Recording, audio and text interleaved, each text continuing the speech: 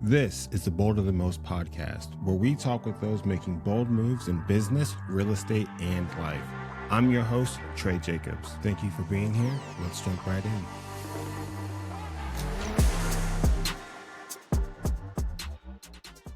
All right, guys, welcome back to the Bolder Than Most podcast. I'm your host, Trae Jacobs, and today we got my man, Mel Fenner. Welcome, sir. Welcome to the podcast. How we doing today? Man, lovely. Another great day, Trey. I appreciate you, even inviting me on. Hopefully I have some things I can share with the world. So I appreciate it. Yeah, dude, you're killing it too, right? We were just talking about your glasses and having that thing to brand around, and dude, like you're making a splash too. Like you're doing damn good, bro. Congratulations for everything that you've accomplished and that you're going to accomplish in this space, bro. And thank you for hopping on with me. I really appreciate Wow. it. I'm humbled. Hey, bro. No worries. Yeah, I think we didn't get the chance to talk at Peak, but I saw you everywhere I looked. I was like, oh damn, there's Mel, those glasses. Yep. There's the bald-headed guy with the white glasses, right? Yeah, but I was sitting on the other side of the room from you, and I could see them. They just lit up, bro. But Yeah. what was your biggest takeaway from Peak? Wow, man, there were so many. I actually recorded a bunch of clips because I didn't want to miss anything. But I can't ignore the things that David Goggins provided for us, and even Jamie Kern Lima. Mainly just like you are worthy. Because I think a lot of times all of us fall into situations where we feel like we've got these big goals, but we're not even really supposed to reach them. And it's like, no, you can do that. So between Goggins saying, you just got to push through, stop making excuses. And Jamie saying, you're worthy of achieving these things. Those were the two biggest takeaways, which I thought was crazy. And that's what I was sharing with a lot of people was my biggest takeaways were not even related to real estate.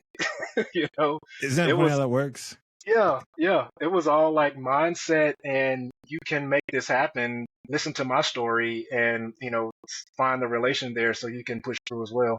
Yeah. How have you been applying that in your life since Peak?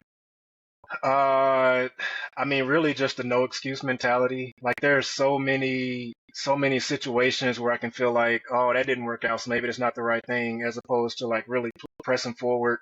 I think I mentioned real estate investing is my full-time job now.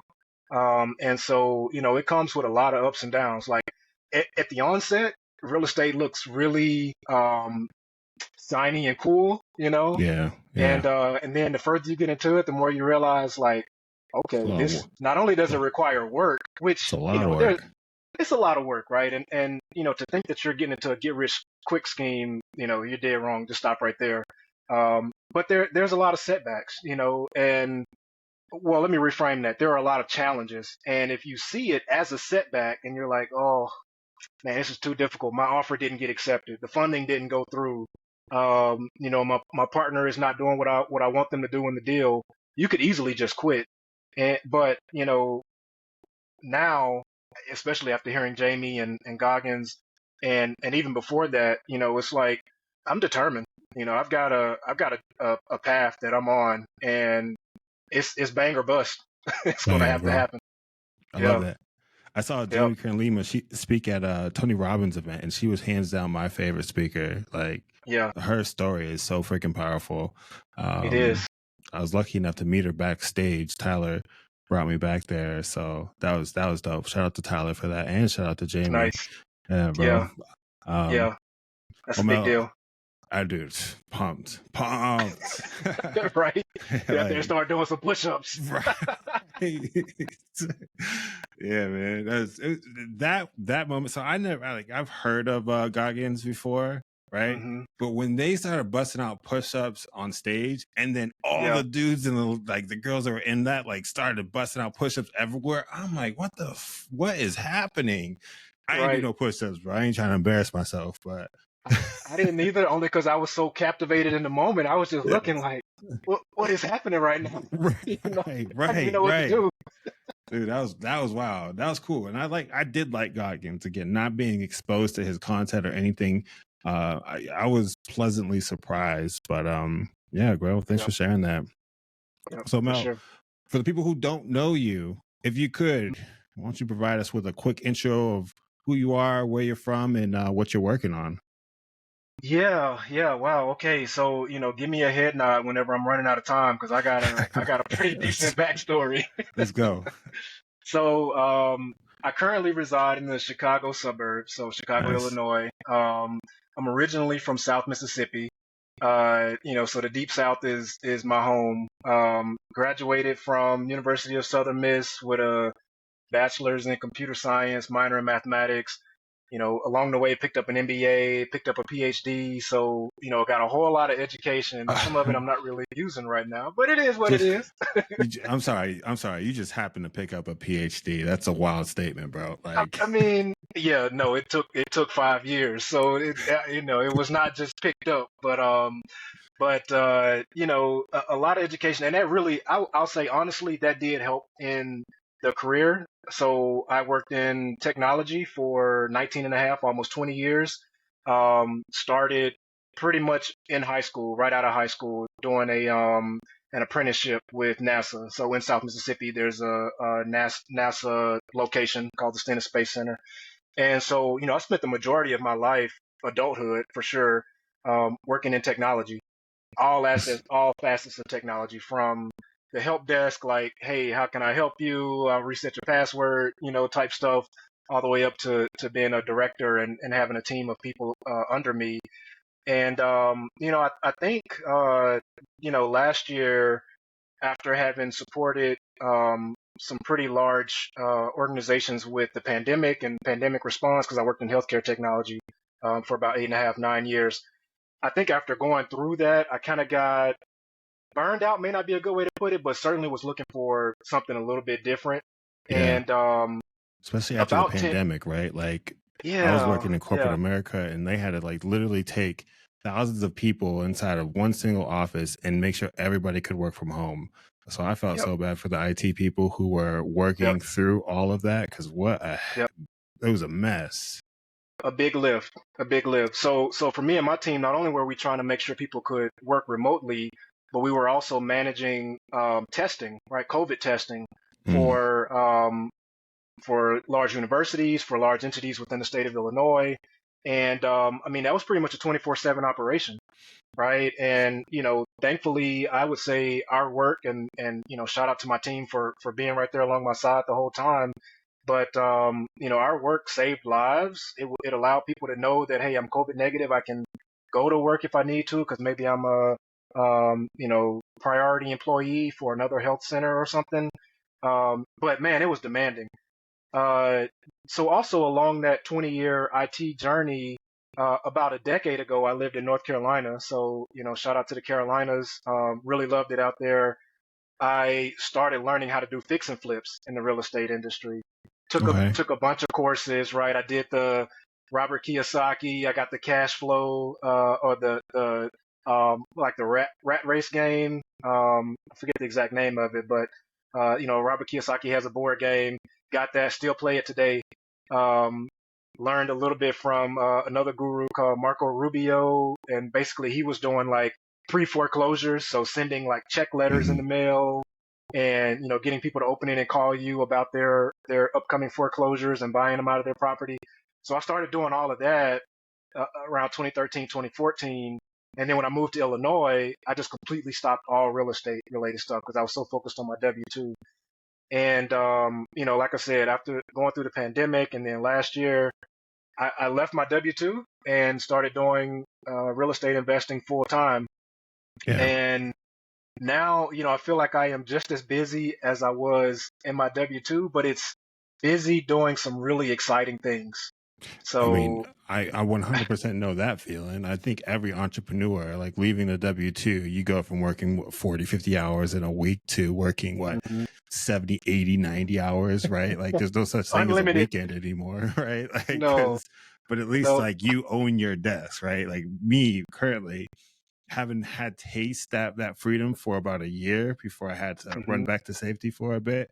Man, it Hmm. just sucks so much more when you don't own your desk. I mean, Yeah, that's what it comes down to, right? I don't own my yeah, time, but yep. I would gladly trade that in for, and I will. I'm getting back into it. Absolutely. Slowly but surely, man. So who was your Yeah. favorite guru in the real estate, not multifamily, but like the single family, who impacted you the most?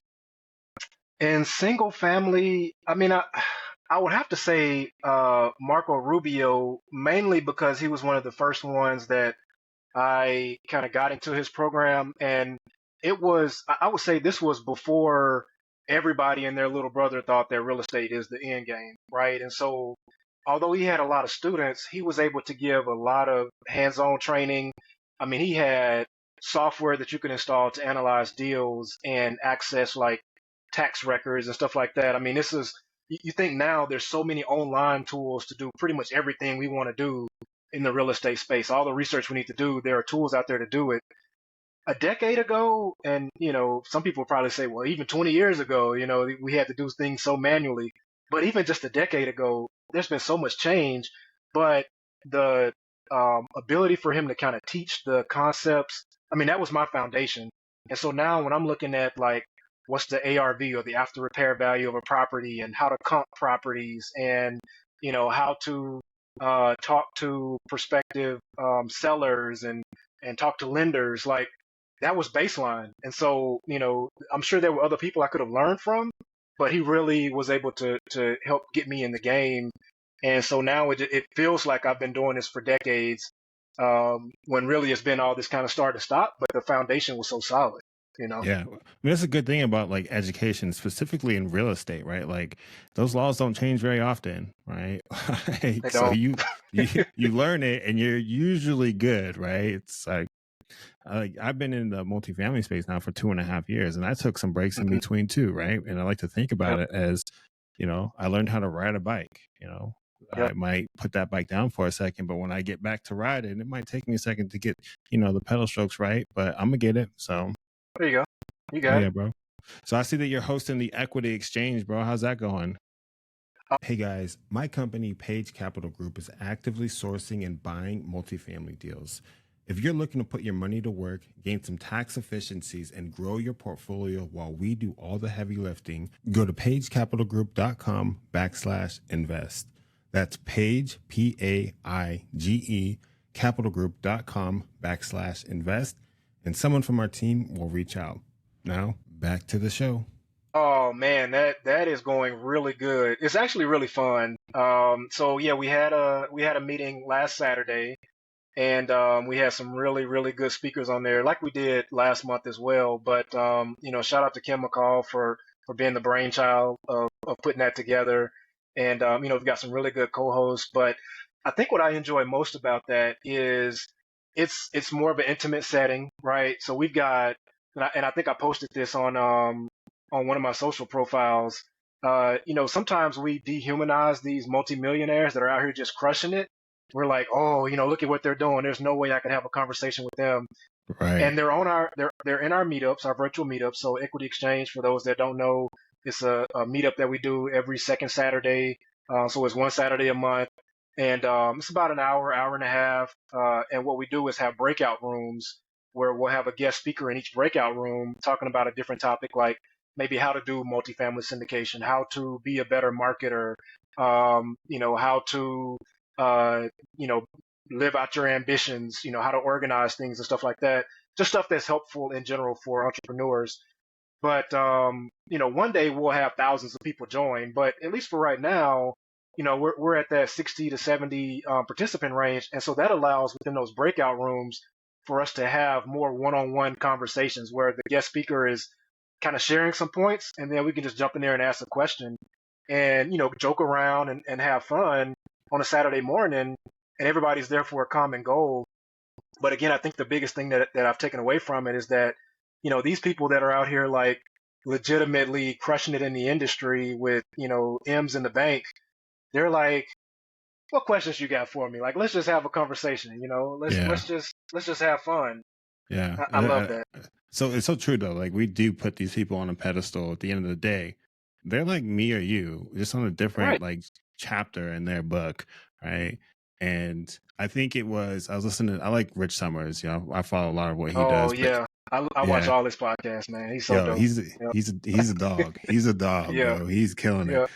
Yeah. Um, but I think he was saying something like, the people that we think are like so extraordinary in actuality aren't, in like the most Mhm. respectful way possible, right? So Right. I keep trying to like remind myself, like, hey, look, you know, especially with this podcast, like Hmm. going after the Rich Summers. Hey, Rich, why don't you come holler at me on this podcast real quick? You know what I'm saying? Like Yeah, yeah, trying yeah. to Get him in, level, man. level You up. know, there you Yeah. go. What made you decide Yep. to be a host with the Equity Exchange? I mean, just that opportunity to so first of all, as I told Kim, I never run from a microphone or a camera, right? I mean, even in my IT career, like the last maybe 4 to 5 years, I would do like, presentations for large groups, go to conferences and do presentations on the things that we're doing. I did several podcasts that were related to that industry. And so, in general, I don't shy away from having conversations with people, but the biggest thing that drew me towards it was just that opportunity to network with more like-minded individuals. And it's like I have a hard time saying no. You bring me a proposition where it's like this is a win-win. Not only will I have a chance to network with people, but I'll also have a chance to introduce other people to the resources that maybe they're missing in their own business and just kind of be Yeah. that gap fill, which I think is so huge. If I can just help a couple of people feel comfortable with going to a sponsor in multifamily or connect up with a business strategist or something like that and solve the problem that they've been having and they got a chance to join us for free, it's like, yeah, we Yeah. just won, Oh yeah. Yeah. you know, And Kim's network is massive, man. She got some heavy hitters in her unbelievable, Rolodex. So shout out to unbelievable. Kim. I will say, Right. like the way she set that up was pretty impressive. Like I love the format, and I think it's dope. Yep. So, And we're I constantly tweaking it. I mean, it's like we like to learn from how things went and we ask people for their feedback. So, it's still in its infancy, but we're constantly looking at ways to make it better. so for those that are listening, where can they find out more about the next one? So we do have a Facebook page. So if you go on Facebook and just look up Equity Exchange Meetup, or Okay. EEM, look for my face. You're gonna see the guy on there with the white glasses. Make sure you got the right profile. But yeah, we've got a page out there, and then we've got the registration link. When you go to it, it'll show you all the dates of our upcoming events. And like I say, the second Saturday, 10 a.m. Eastern. So once a month, just give up a few minutes on a Saturday here and there. But yeah, go out there and we're constantly posting content as well, getting people excited about the speakers that are coming up. Yeah. And the even crazier part is that we've been reaching out to speakers to come join us, and we're pretty much booked out to August already with our Wow. speakers. Yeah, I mean, back to your point about Kim and her level of network. Now we're all bringing people to the table and trying to see where we can fit them in, but we're already booking out into the fall with speakers that we're gonna bring on board. So also, just big shout out to the people that are willing to come in and give us an hour and a half to speak to our audience, in these breakout sessions. Oh yeah, bro. That's dope. Wow. Yeah, There yeah, you go. There you it's go. fun. There you go. In transparency, I haven't made it to one yet because we got All soccer right. on Saturday mornings. But the last game is this Saturday, so the next one Okay. I'll be there. I'm gonna be in So we'll there, we'll see you camera on June. and everything. Yes. Let's see. Our next one is going to be June 8th. I'm sorry. So June Saturday, 8th. June 8th. Yeah, Bet 10 a.m. I'm in Eastern. there. So we'll look out for you. Oh yeah, bro. So you also do private money lending? Yeah, man. So, one of the funny things is that when I recommitted to real estate investing, I feel like I kind of got the shiny object syndrome, but at the same time, it has really worked out. Now, I'll explain in a minute. But when I got back into real estate, what I thought I was going to do was go and flip houses. And so around that same time of me thinking, oh, I'm just about to go flip houses because that's what I learned how to do a decade ago. I obviously ran into MFM, started learning about the multifamily space, but also I went to another private lender and said, "Hey, I'm about to start back flipping houses. It's been a while, but I'm going to need funding." And he says, "Are you sure you want to have to deal with the headaches of contractors? Because let's be honest, contractors are a dime a dozen. Good general contractors are a dime a dozen. So if there are any good general contractors out here that are listening, hit me up. I need to add you to my to my network. So he's like, do you want to fight with that? Do you want to fight with the HVAC guy and the roofers, or do you want to be on the other side of the table and be the lender for other flippers, other fix and flippers or rehabbers, and collect income on that side of the house and not have to deal with the actual construction part? And I'm thinking, well, when you put it like that, I mean, yeah, why would I put myself into a tough situation? Well, yeah, I'll just go be the lender. So started learning how to be a private lender, how to deploy my own capital, how to work with other investors that have capital to deploy. So now I've been doing private lending for several months now. I'm about to close on my fourth loan and getting ready to Damn. connect people to. Yeah, it's been a journey. It's been a journey, right? So and this will be the fourth one, partly out of my own funds. So as a part of that, leaving my W-2 actually rolled over some of my retirement savings into a business directed account, which is like a superpower.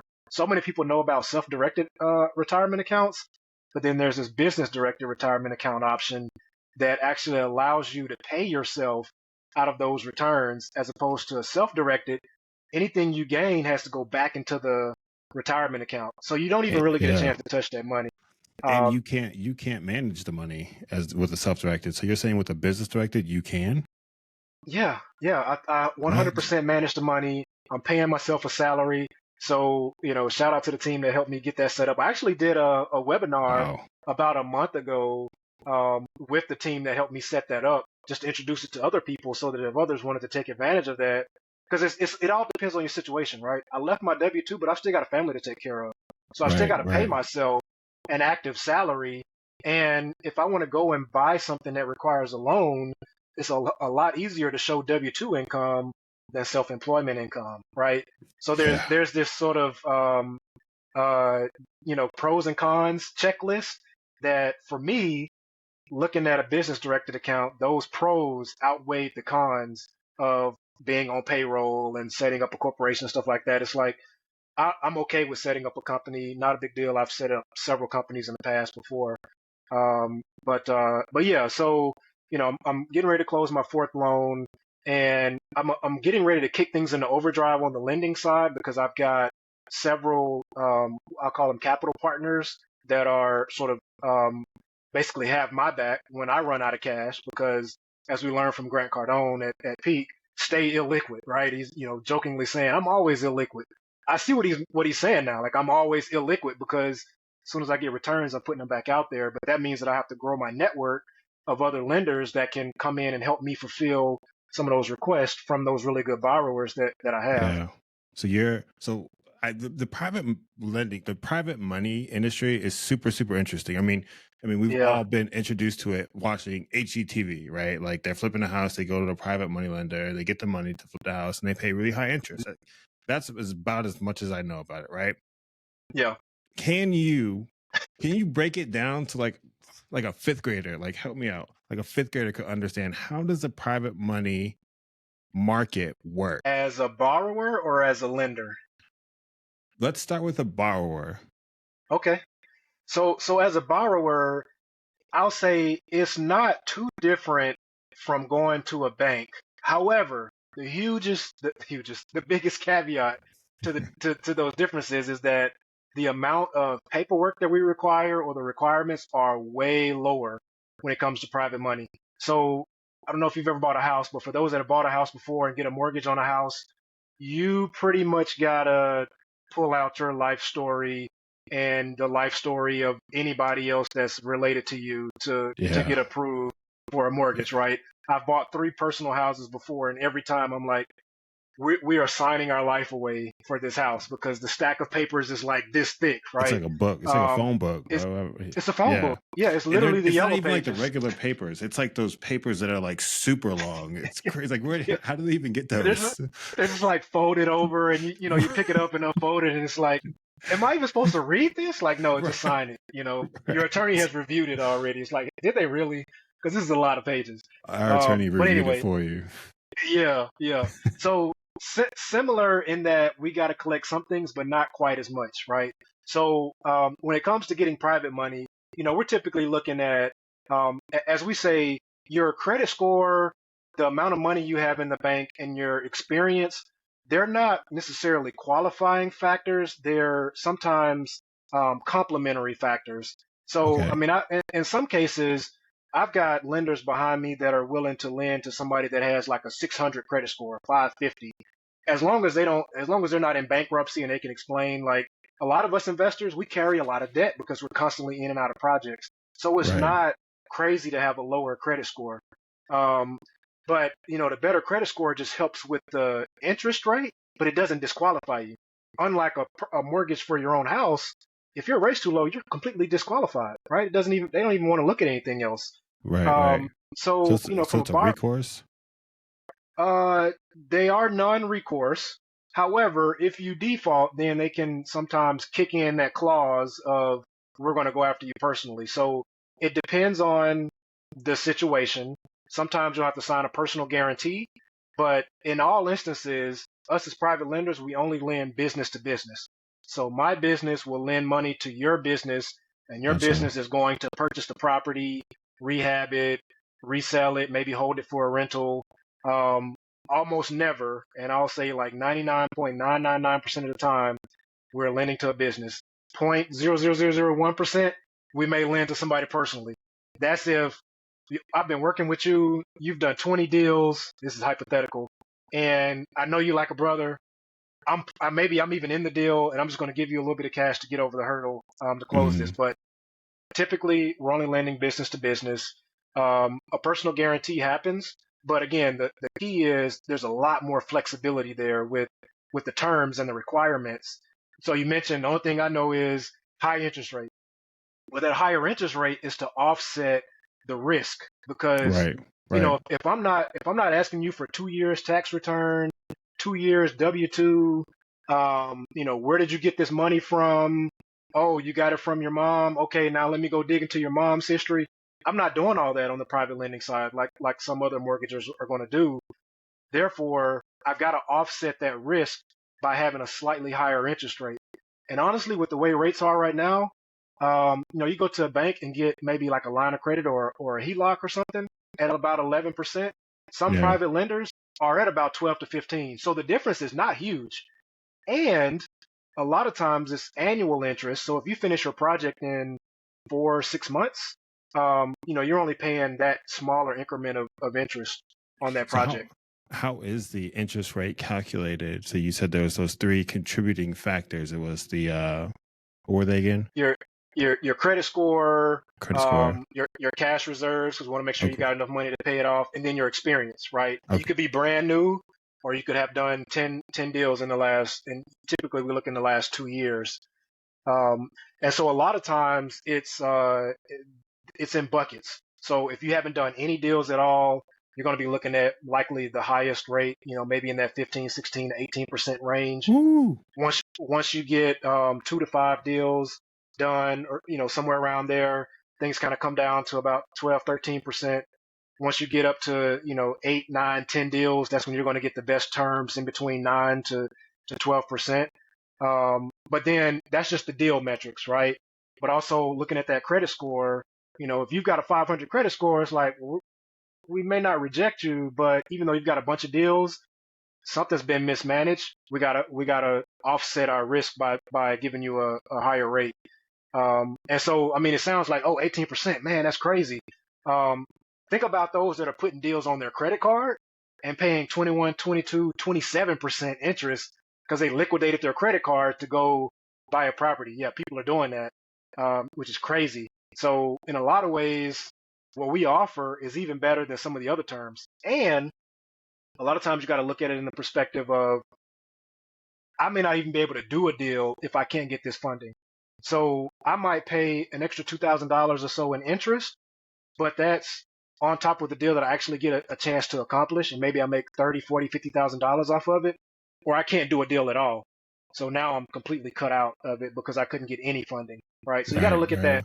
You got to look at that balance of am I willing to pay a higher interest rate so that I can actually get in the deal and make some money, or do I want to sit on the sideline? You know? Yeah. Okay. That's very interesting. So how do you like the best interest rate? like what is that based off of? Like I don't know a lot about this. I'm trying to learn, but you have like the Sure. 10-year treasury and then you have like Hmm. the mortgage bonds, right? Like Right. how does all of that affect how you get to that 9 to 18% interest rate that you're charging? Real quick, guys, if you're enjoying the show and want to help us grow, share, shoot us a 5-star rating, and follow the show on Apple or Spotify. My goal is to continue to grow and get bigger and bigger guests on the show to reach more like minded real estate investors and help everyone be more bold and build more wealth. Now, back to the show. Right, right. So, I mean, rates are always tracking with the Treasury, right? I mean, we could have a whole other capital markets conversation, but we'll just say in general, just like interest rates on car loans, auto, house loans, credit cards, we're still tracking with the Treasury rate. So as they go up, our ability to give somebody a great rate reduces. Just like if you're going out to get your own property, you're going to pay this. I think right now I saw an alert. It's like 7% is the average Right now, mortgage rate yeah, right now for personal loans, 6.99. right? Yeah, and so same for us. It's just that our adjustment above that baseline is higher than most of the personal loans that people may get, those personal mortgages and things like that. So where you may be able to go get a mortgage that's three, we'll say 3 basis points higher than the Fed rate, ours may be 5 or 6 points higher, or 5 or 6 basis points higher, just because we're not doing as much vetting. So again, all of Yeah, our stuff is risk adjusted, but it still right. tracks with that Treasury rate as it goes up and down, just like all the other rates do. Yeah, so you like to see the interest rates high because that means you guys can charge a bit more, right? I mean, that's kind of the unspoken truth of being a lender in general, right? I mean, not even Right. just as a private lender, but as a bank. You look at Jamie Dimon and the other bank CEOs and presidents, like they're not all that upset that rates are high. I mean, Hmm. their stocks are doing great because they're able to collect more interest, because industry is still moving. I don't know if anybody, has looked around their neighborhood lately, but houses are still selling. People are It's still true. buying rehab properties. Apartment complexes are still trading, right? So the economy is still moving, even with Oh, rates I know. being All ridiculous, right. which is why they're struggling to pull them down. I'm in the process of I'm building a house right now because we got to build a house, right? Like we Yep, waited and we waited. So my fingers are crossed that those rates come down by the end of the year, but I'm not really yeah. planning on it. That's up though. I like that. It's a tough balance because on one end, as a lender, sure, I would love rates to stay where they are because me and my partners can make more money. But on the flip side, I don't just lend, right? I'm also an investor in my own rental properties, in multifamily properties. So I would absolutely love for rates to come down so Yeah. that, if I'm assuming a loan or buying a property subject to, and I've got to get out of that financing in a few years, I want to be able to get out of that financing at a really good rate, not something higher than where I'm at now. Right. So for me and my businesses, I'm kind of between a rock and a hard place because I, I I would probably prefer rates to come down personally so that I can continue to build my own portfolio a little bit easier. Yeah. You and me both, bro. You and me both. Yeah, What yeah, what type of fees do you guys charge typically, right? Like is it like 1 point, 2 points and some other yeah. stuff written into it? Yeah, similar to any other loan that you would get for a property, right? I mean, it's anywhere between 2 to 4 points, origination points, right, is what they call it. And then underwriting fees, there's always everybody has to get paid, right? And all of us Hmm. have typically a team behind us that's taking care of these deals. And so, somebody's got to get paid to underwrite the deal, to look at all the numbers, pull the comps, order appraisals and stuff like that, make sure everything is in line. Then there's people that are coordinating the transaction because although there's less paperwork, there's still paperwork, right? Right, And right. so somebody has to send those emails and follow up. Obviously, there's a lot of automation that goes into this, and I'm actually working with a strategist that's helping me build out a lot of automation. So I'll be able to talk about that in a couple of months. I think it'll be something really nice for lenders. Excuse me, but everybody has to get paid. So we're charging points, origination points. Typically, there's going to be an underwriting fee, and in some cases, there's an appraisal that has to occur. Sometimes we can get, we can just do some comping and get that appraisal value kind of virtually. But because the market has been a little tough lately, most people want an actual appraiser to go look at the property and walk around the neighborhood and give Yeah. that value, right? That person has to get paid to do that. So there's usually that fee as well. And that's just us as lenders, those fees that are related to that. But of course, as you know, and anybody in real estate, there's always going to be title fees. The title company wants to get paid. Attorneys want to get paid. The county or the city, they're going to charge their transfer fees and all of that kind of stuff. So, um, usually I would say when we're underwriting, we're looking at an average of about 2 points, 2 to 3 points, that goes to the lender, and then your closing cost with the title and attorney somewhere between 2 to 4%. You always want to aim on the higher, so that way when you get to closing, if you're like, oh, it's actually cheaper than I thought, you'll have a little bit more money in the bank. But at least you don't have to say, I can't close because I don't have enough money to pay the attorney, right? Yeah. What's your Yep. average loan? Man, it ranges, honestly. I would say the average is somewhere in that 100 to $150,000 mark. Okay. But I mean, we've got loans as low as 25K, where maybe it's like a gap loan because somebody needs to kind of get over the hump for finishing up a rehab. So about 25K all the way up to three or $400,000 is not even uncommon, especially in some of the more affluent markets, where somebody may buy older property and need to fix it up. They may be in the $200,000 to $300,000 range, plus about Yeah. $100,000 in rehab. So it's anywhere in between. That's why I kind of give that $150,000 average loan. Yeah. What's the average Yep. like term? Is there a term? Prepayment Oh yeah. penalties and all that? Usually no prepayment penalties because Okay. as private lenders, especially those of us that are lending out of our own bank, so to speak, we're happy to get our money back quicker because it's all risky, right? If you want to pay me back Mm. 2 months in advance, by all means, I'll give you my wire instructions. Let's go. Send me my money back. But the usual terms are, most people need the money for 3 to 6 months, sometimes a full year, depending on the size of the rehab of the property. Right. Um, Typically no prepayment penalty, but it is interest only payments every month. So, if you're doing like I don't know, just some quick math, maybe $100,000 loan, at 12% interest, you're looking at that a little bit over $1,000 a month in interest only payments, Hmm. uh, and then the principal is paid back whenever you are done with your rehab, sold your property, whatever. You pay back that remaining principal, but the interest stops at that point. So if you finish up in 6 months, you've only paid 6% interest because that was half the time, right? Hmm. Yeah. Yeah. Pretty Yeah. good deal. Yeah. Six It's not percent bad. interest, It's not bad. So, you so know. on that $100,000, you're probably paying like $8,000 for that up front, and then $1,000 a month. Is that Yeah, I mean, give or take, right? Just depending give or on take? on how those fees work out. Yep, Yeah. yep. And can I only use a hard money loan for real estate, or are you lending out for other projects as well? Yeah, so it's funny you ask because I actually do have a business loan out right now, with a partner that, I mean, I understand how his business operates, so I felt pretty secure with it.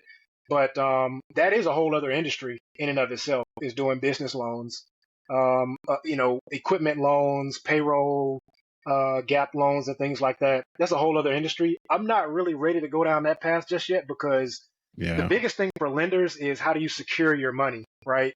And in real estate, it's really easy to secure your money against a property. The borrower defaults, I get the property, I could either go fix it up and flip it myself, I can hold it for my own rental, whatever the case may be. We're not usually in the game to take over properties because otherwise we just go and do our own deals, right? Right. Right. But at least we've got that to fall back on. When it comes to a business, I mean, the security on it is a little bit looser. Like, I mean, you're going to start taking over their revenue. Like, that may be a little bit difficult. Put a lien against their office building, right? They might even own the Right. office building, Right. so Right. it's a challenge. That's It's interesting. It's interesting. Are there any like do's and don'ts? Like, if you were to give any piece of advice to somebody thinking about going out for a hard money loan, like what are things that they should steer clear of, and what are things that they should definitely do? They should definitely be upfront and honest because although we don't request as much paperwork, we still don't want to find any improprieties, right? Like you're giving us a bank statement that's from somebody else's account. Like just Mm, get that other person on your project, right? Become a partner with them. You don't want to fabricate stuff. That's probably the biggest don't. Again, reiterating that we only loan to businesses, like have your LLC set up. And a lot of us are happy to help people get their LLC set up, if you're brand new, but, have that set up and in place. Um, don't expect to get 100% funding on everything, right? Like you got to put some skin in the game. yeah. For those that are seasoned, again, they've done 9, 10, 15 deals because they are an active investor and they're constantly out here finding properties. Then yeah, we could probably negotiate 100% everything where literally you're just paying your closing costs. But I would say don't expect that in general. Whoa. You know, You're telling me yeah, that I could go find a property, uh-huh. pay the closing costs, and you're going to bring everything else. If you're a seasoned investor and you've done several of these deals, that is absolutely an option. 100% funding, 100% of the That's purchase awesome. price, 100% of the rehab. It is, right? That And is. so It's it's like, the crazy part is like you got to work your way up to that, but right, it's such a goal that it's like I want to do that, right? I don't want to have to come out of pocket. I want to just go to title, pay $3,000 in closing costs, and get into this $200,000 deal and flip it and make my 60 grand off this property after spending right $2 or $3,000 at title for closing. right, It's right. like why wouldn't you want to work your way up to that level? It's not a bad gig, bro. I live in Dallas, right? In a neighborhood Okay. that a lot of people think is less than currently.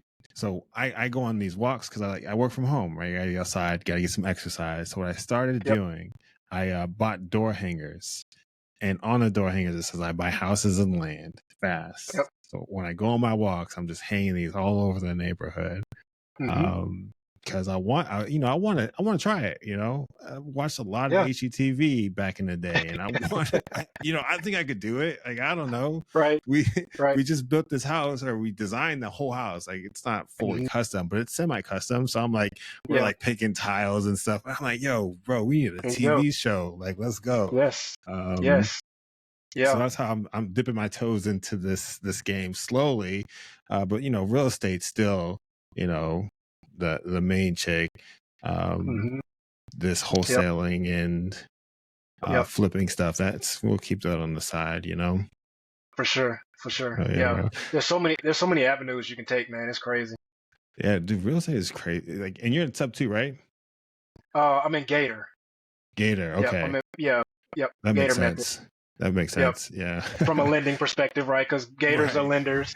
I Right. mean, and I joined Gator to learn a little bit more about how Pace Morby approaches things. I mean, I'd already obviously came into it with a wealth of knowledge about lending and real estate in general, but that has opened up the door to so many other opportunities of creative ways to be a lender. I mean, it's just there is always a solution. It's pretty much what I've learned. Yeah. It's just getting the right people in the room. I'll give it up to Pace.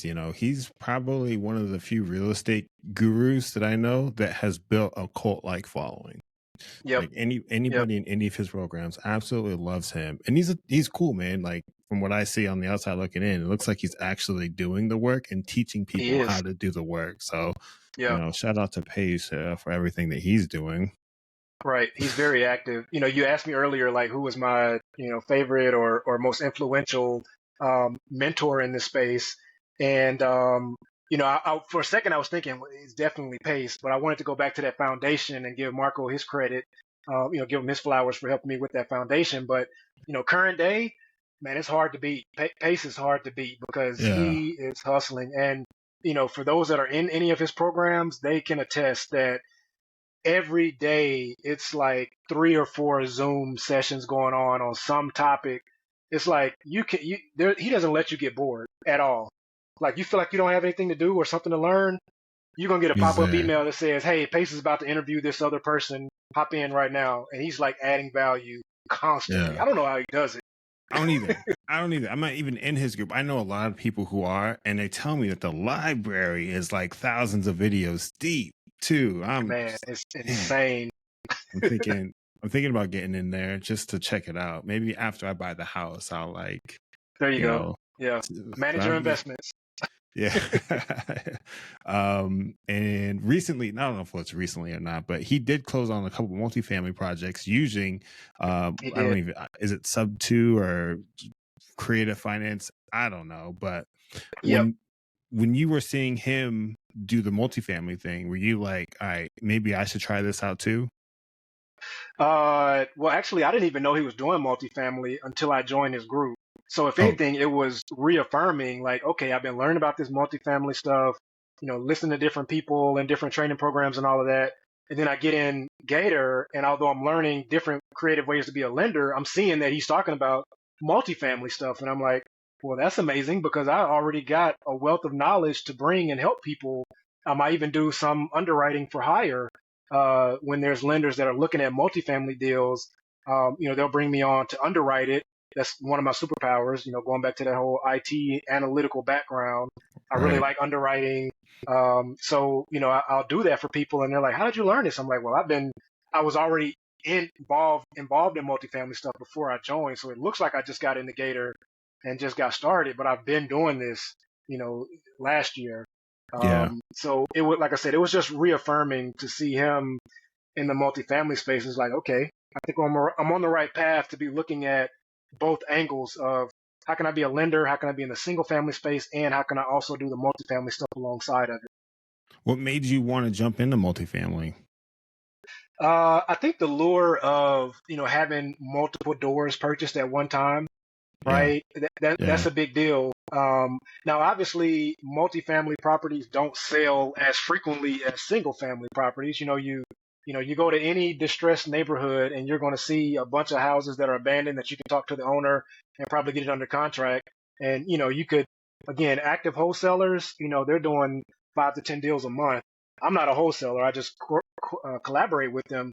But on the single family side, it requires a lot of engagement, but you can get things quicker. On the multifamily side, it's like, okay, I can work hard for a few months, find a really good deal, take down that deal, and now I've instantly got 100 doors. I've instantly got 20 doors. Like, let's not even think about the 100 plus. I've instantly got 10 doors, right, on the smaller Right. multifamily, Right. just to keep it realistic. So I think that was the biggest thing was, just thinking about how can I fast track some things.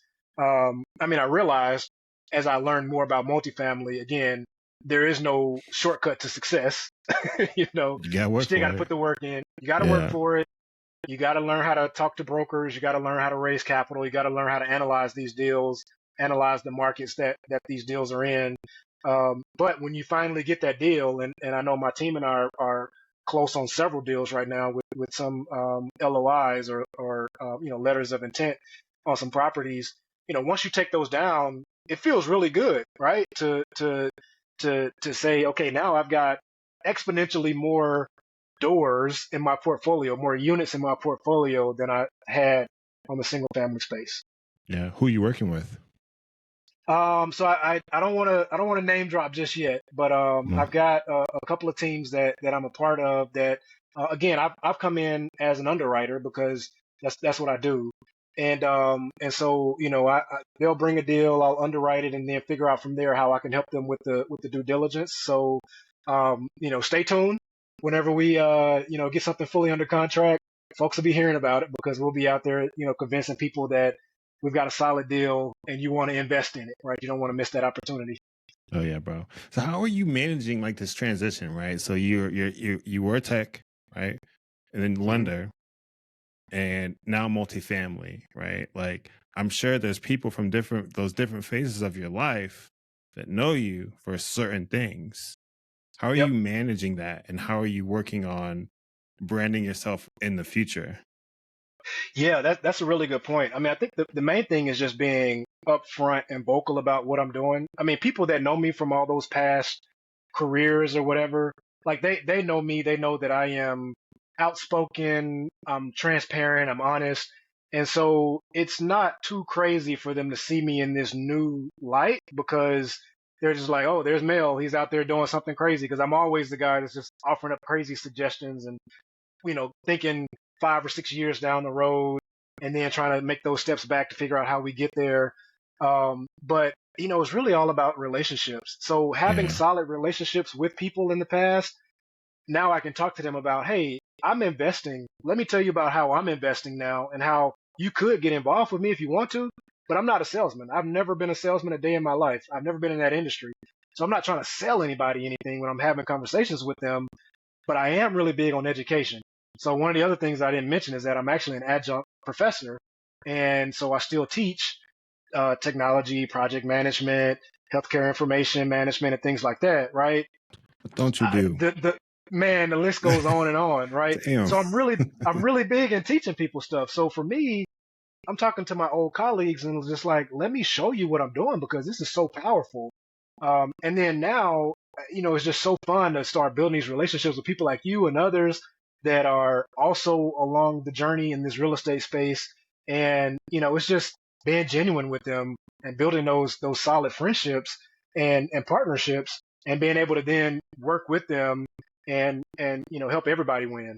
So Yeah. it's actually been pretty fun to bridge those gaps along the way with all those different, careers and companies and industries that I've been in. Love it, bro. So outside of those one, two, three, four different hats that you're wearing, or Yeah. things that people know you for, what is one thing that you wish more people knew about you? Oh man, that's a good question. That's a good question. One thing I wish people knew about me. Oh man, you got me stumped on that one. Cause I'm always I'm stumped because anytime somebody meets me, for better or for worse, I'm always just like, word vomiting. I'm just like, oh, guess what I'm Yeah. doing? What are you doing? Let me learn more about you, right? So I'm always out there just kind of telling people what's going on. Um, but I think one thing I want people to know is that I am really serious about the success that I'm seeking in the real estate industry because I've got this one major goal that I don't share often because I just kind of want it to happen and then people see about it. But I really want to start a scholarship fund for minorities in the STEM field, right? Science, technology, engineering, math, whether they want to go and be a doctor, a surgeon, engineer, whatever the case may be, because having a computer science bachelor's degree and seeing how us minorities were rarely represented, I have a really strong goal to build up this sort of constant scholarship fund that I can then put out there for students to get. And to make that happen, it's going to require some pretty constant cash flow, right? Yeah. Or some really good Or donors that say, yeah, some great partners. or some Yeah. great partners, right? And so I Yeah. think that's one thing I don't hardly talk about it, and maybe I should, right? So I can get other people involved. But I really want to start a foundation that has that scholarship fund because I'm not saying everybody has to go to college, right? We talked about all the degrees that I've acquired over the years, and they did help. But today, everybody does not have to go to college. However, if you're about to go out there and build a bridge, go operate on somebody's brain, um, you know, create some of the applications and computer programs that are being created these days, it's probably a good idea to go get a college degree, right? Can't And hurt. with that, I would really like to help others that are disadvantaged and may not have that opportunity. I want to help them financially to Yeah. reach that goal. I love that, man. Like my son, he goes to a STEAM school here. He's in second Okay. grade, so Okay. it's cool, man. They got a maker space in there with like 3D printers and all See? that stuff, man. Right. I Right. love it in there, man. But Right. I agree.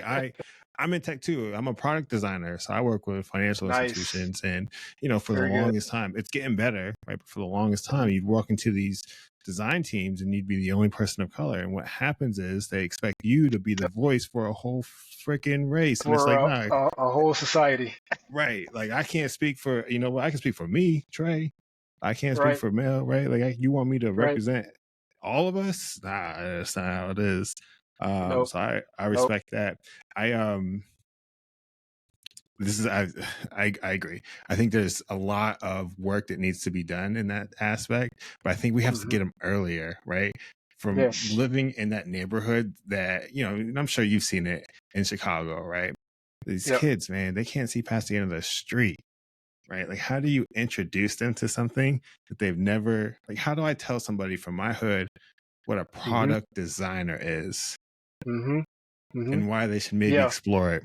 You know, Yeah. that's just it's Yeah. tough. Well, It's tough. I mean, you gotta relate, and that's the biggest thing that I've seen. So I've done talks to like Upward Bound. I'm not sure if you're familiar with Upward Bound, but it's basically like a summer program for disadvantaged youth where they get a chance to go to different industries and hear about what they're doing to start thinking about career choices and stuff like that. But so I've talked to these kids, and the biggest thing is just being able to relate or break down what you do in ways that they understand how it impacts them. So when you think about product design, my mind instantly goes to social media apps, Right. YouTube, the way it's designed, the way the algorithms work to keep you essentially trapped in the app until you realize, like, oh man, I've been in this app for 3 hours, right? That's Right. design. They literally designed it to keep you captive, to keep the scroll, the feed, the doom scroll or whatever they call it, where you're trapped scrolling for hours. That's all in the design. And so if you can tell a kid, like, I'm in product design and I create products that keep you coming back to it. Those games you like to play, a product designer created that in a way that you would enjoy it, right? Right. It's Right. breaking it down to them. Well, I mean, honestly, it's commendable, bro. Big ups. And I need to do something similar, bro. Like, I need to start giving back to these youths out here Yeah, because it's it's a getting struggle, crazy. man. It's getting crazy. Yeah, It's about to get hot too. I'm worried. It gets crazy. It gets crazy in every the hood. summer, man. Yeah. Look, every summer, it's like even during the school year, they're out doing crazy stuff. You'll see it all over the news. But then when summertime hits and they're bored, oh and, man, yeah, we and gotta we they gotta figure some stuff out. and they outside. They bored and outside. At least in the wintertime, they ain't outside, but they bored, Yeah, but they yeah, inside, you know? yeah, Oh yep. man. My partner April, she's a teacher at one of these schools that's more Hmm. disadvantaged than the others. And the stories, man, from the students to the parents to everything, it's just insane. But Yep, it's I mean, tough. that's a whole nother episode, bro. We'll have to, It is. we'll have to kick that one up another time. Shoot. Right, right, Well, for my sure. guy, wrapping this up, bro. I mean, is there anything else that you want to leave the listeners with? I mean, nothing in particular. Again, if you're thinking about, what you want to do in the future, if you're thinking about real estate, I would say, dip your toes into it. There are so many avenues that you can take. Like, don't overanalyze it. Don't have a fear of, stepping outside of your normal 9 to 5 comfort zone. Like, there's a lot of opportunities out there, and my story is building. Leaving the W-2, taking risks and things like that. There'll be a lot more to talk about later. But just use me as an example. Like, I'm just an ordinary guy. Decided to step outside of my comfort zone, and so far so good. You just got to really have that definite purpose of why you're out here doing it. So Oh make yeah, it bro. happen. Love it, man. Love it. All right, bro. Well, Yep. where can the people find you, and who should reach out to you? Well, honestly, anybody that's interested in real estate, I say anybody, if you're just trying to learn something about real estate, I'm always happy to have a conversation. I love talking to people, but, you can find me on Instagram, Dr. Mel Invest. Sometimes I still go by the moniker Dr. Mel because, with the whole PhD thing. Look me up on Facebook, Mel Fenner, same thing on LinkedIn.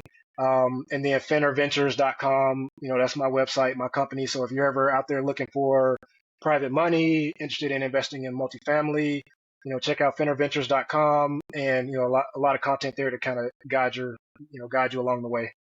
Oh yeah, bro. Well, Mel, I appreciate you hopping on with me. This was dope, bro. Keep For it sure. up. You're doing big things, and I know you're going to continue to do big things. So, I thank appreciate it. you. Awesome. Yeah, Well, I appreciate it. listeners, Thank you. thanks for tuning in. We'll see you next week.